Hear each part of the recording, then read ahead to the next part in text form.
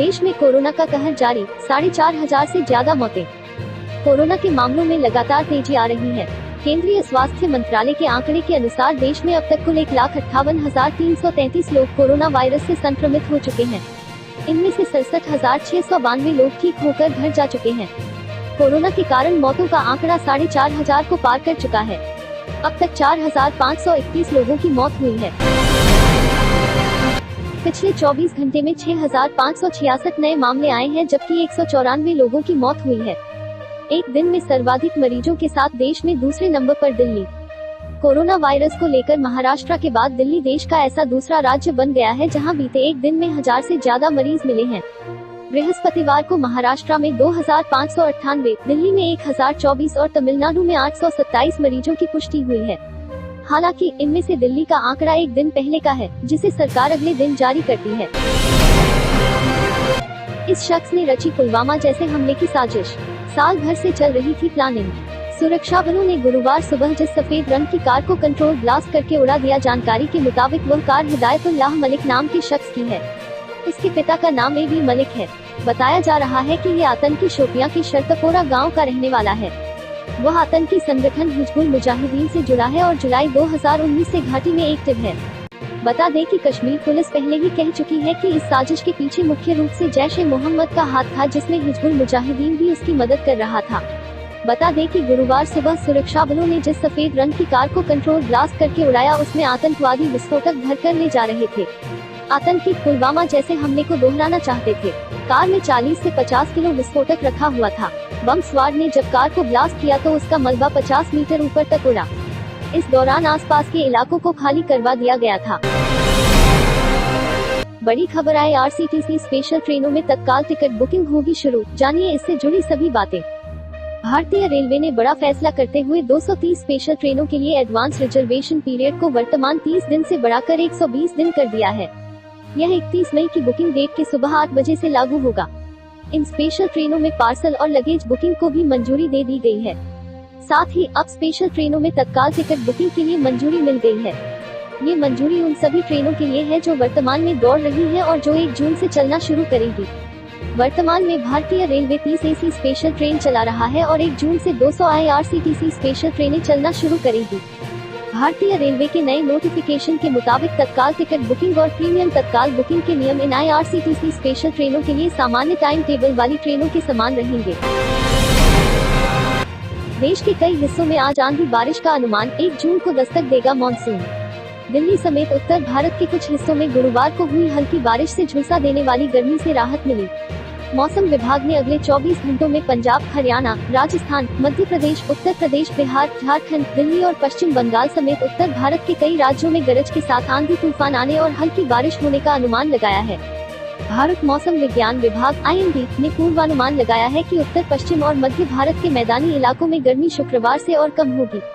भारतीय मौसम विज्ञान विभाग ने अगले 2 दिन तक पश्चिम बंगाल में बारिश और तेज हवाएं चलने का बृहस्पतिवार को अनुमान जताया। टिड्डियों के हमले को लेकर 16 राज्यों को केंद्र ने जारी की चेतावनी।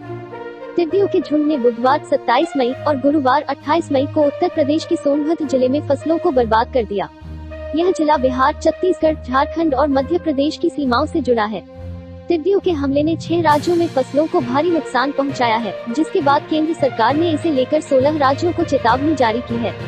उत्तर प्रदेश के कृषि अधिकारियों ने कहा कि बुधवार 27 मई को दोपहर में टिड्डियों का समूह मध्य प्रदेश से उत्तर प्रदेश के सोनभद्र जिले के घोड़ावाल इलाके में पहुंचा और कई गांवों की सब्जियों की खेती को चट कर गया। एक स्थानीय निवासी जगदीश सिंह ने कहा, टिड्डियों का झुंड कई समूह में गांव के ऊपर से उड़ा और सब्जियों की खेती को तबाह कर गया। वहीं जिले के कृषि अधिकारी पीयूष राय ने कहा कि ज्यादा नुकसान नहीं पहुंचा है, क्योंकि ज्यादातर सब्जियों और दूसरी फसलों की कटाई कर ली गई थी। भारत संग सीमा विवाद में अमेरिका की मध्यस्थता वाली बात पर चीन का आया रिएक्शन।